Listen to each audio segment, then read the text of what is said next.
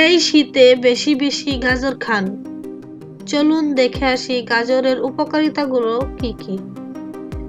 রোগ প্রতিরোধ ক্ষমতা বাড়ায়, চুলের স্বাস্থ্য ভালো রাখে, ত্বকের উজ্জ্বলতা তৈরি করতে গাজর অনেক উপকারী। গাজর খেলে আপনার দাঁত সুস্থ এবং মজবুত থাকবে। গাজরের রস পান করলে ত্বকের দাগ কমাতেও সাহায্য করতে পারে। গাজর খেয়ে সূর্য থেকে ত্বককে রক্ষা করুন।